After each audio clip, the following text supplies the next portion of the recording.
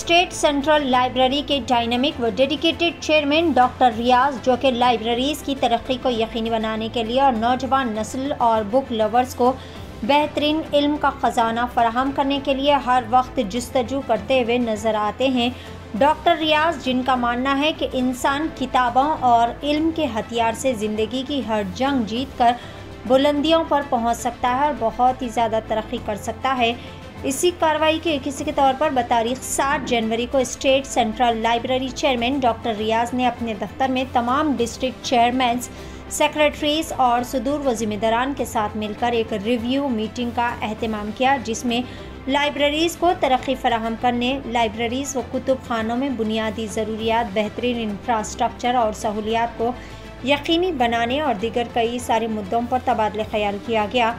तमाम ज़िम्मेदारान ने मिलकर बेहतरीन से बेहतरीन तजावुज़ात पेश किए। इस मौके पर डॉक्टर रियाज ने कहा कि बहुत जल्द तमाम टीम मिलकर चीफ मिनिस्टर रेवंत रेड्डी से इस खुसूस में मुलाकात करते हुए अपने मसाइल के हल के लिए मेमोरेंडम पेश करेंगे और उम्मीद जाहिर की है कि चीफ मिनिस्टर रेवंत रेड्डी की सदारत में लाइब्रेरीज़ को ज़रूर तरक्की फराहम की जाएगी और नौजवान नस्ल को गैजेट की दुनिया और गुनाहों के दलदल से निकाल कर किताबों की जानिब राग़िब किया जाएगा। आइए जानते हैं इस खुसूस में मुकम्मल तफसीलात। पेश है नुमाइंदा रिपोर्टर मोहम्मद आदिल की एशियन टीवी न्यूज़ चैनल के लिए यह खुसूसी रिपोर्ट। आज स्टेट सेंट्रल लाइब्रेरी सेंटर में डिस्ट्रिक्ट जिलों का चेयरमैन, सेक्रेटरीज, पूरा लाइब्रेरी डिपार्टमेंट का हेड से एक रिव्यू मीटिंग कायम हुआ। वो मीटिंग भी कंडक्ट करें हम। तरक्की के लिए और इल्म के लिए स्टेट गवर्नमेंट, पर्टिकुलरली वज़ीर आला बहुत मेहनत कर रहे। वो सिलसिला में यहाँ पर स्टेट सेंट्रल लाइब्रेरी अफजलगंज में पूरा 30 का रिव्यू मीटिंग कायम हुई। उसमें जो लाइब्रेरीज में फंडामेंटल बुनियादी का प्रॉब्लम्स है, जो मसला है, जो मुद्दा है, उसके बारे हम डिस्कशन करें, सॉल्यूशंस भी बताए। आइंदा दिनों में ये पूरा टीम सीएम साहब से मिलके सीएम साहब से जो प्रॉब्लम्स है वो डिस्कस करके हासिल करने के लिए कोशिश करेंगे। यही टाइम में ऑल इंडिया लेवल में राजा राम मोहन राय फाउंडेशन एक है, वहाँ का फंड्स भी तेलंगाना लाइब्रेरी तरीके के लिए देना बोल के, भलाई के लिए यूज़ करना बोल के हम सेंट्रल गवर्नमेंट को भी अपील करें। आइंदा दिनों में जो इल्म का ऊपर स्टेट गवर्नमेंट कॉन्संट्रेशन रखे, जो इल्म का ऊपर स्टेट गवर्नमेंट्स का इम्पोर्टेंस है, उसको कायम करने में ग्रंथालयास, पुस्तक महल, किताब खाना, libraries will participate in that effort. Myself, I am Dr. Riaz, Chairman, State Central Library Office, Chairman of Telangana Library Department. मैं मोहम्मद अवैसुर रहमान चिश्ती, यादाद्री भुवनगिर जिला डिस्ट्रिक्ट चेयरमैन लाइब्रेरी का हूँ। आज हमारे सदर साहब डॉक्टर रियाज साहब की सदारत में हैदराबाद के सेंट्रल लाइब्रेरी हेड ऑफिस में रिव्यू मीटिंग रखी गई, जिसमें जो भी मसले मसाइल है पूरे होल एंड सोल स्टेट के डिस्ट्रिक्ट लाइब्रेरीज़ में, उस चीज़ पर रिव्यू मीटिंग बहुत अल्हम्दुलिल्लाह बहुत अच्छे तरीके से हुई है। और लिहाजा with in A short period of time, एक हफ्ते के अंदर जो भी एक 50 to 70% ऑफ द प्रॉब्लम्स जो 10 साल में टीआरएस हुकूमत ने नहीं की थी, वो आज इम्प्लीमेंटेशन के लिए डायरेक्टर ऑफ लाइब्रेरीज़ के उनके साथ साथ रियाज भाई भी हमारे को प्रॉमिस दिए हैं इंशाल्लाह आगे चल के लाइब्रेरी से बच्चों का फ्यूचर बनाने के लिए कांग्रेस हुकूमत रेवंत रेड्डी साहब की सदारत में अल्हम्दुलिल्लाह आगे चलेंगे बोल के दरख्वास्त करता हूँ। మొట్టమొదట ఆసియన్ టీవీ న్యూస్ వారికి రాష్ట్ర గ్రంథాలయ పరిషత్ తరఫున అభినందనలు, ధన్యవాదాలు చెప్తున్నా।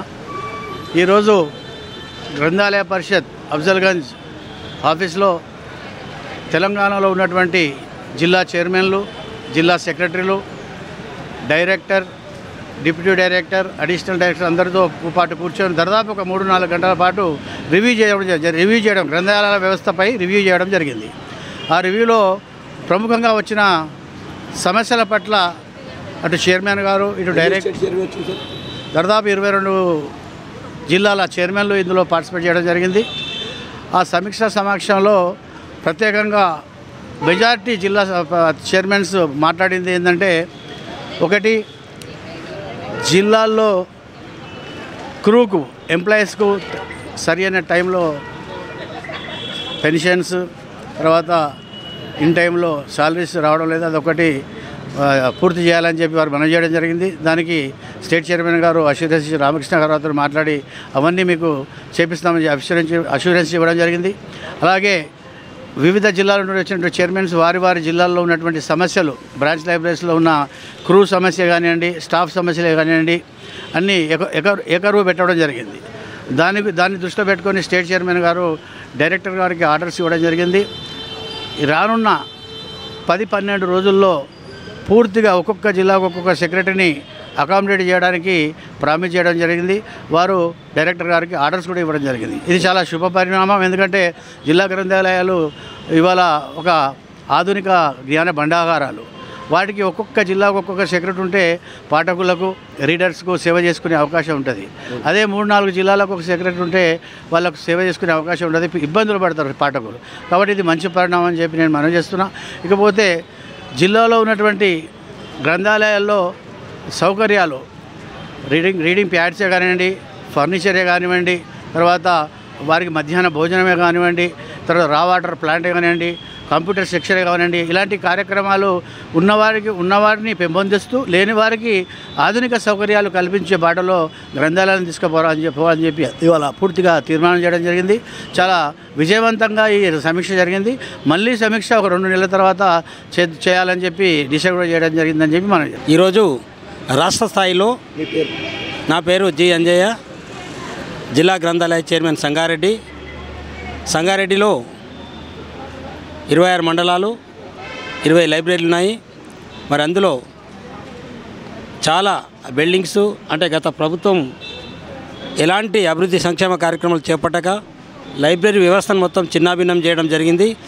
దాన్ని దృష్టిలో పెట్టుకొని ఈరోజు రాష్ట్ర చైర్మన్ రియాజ్ గారు ఈరోజు సెక్రటరీస్ను, కన్సర్న్డ్ ఎంటైర్ స్టేట్ డిస్ట్రిక్ట్ చైర్మన్స్ను పిలవడం జరిగింది. మరి ఇప్పటివరకు మీటింగ్ జరిగింది.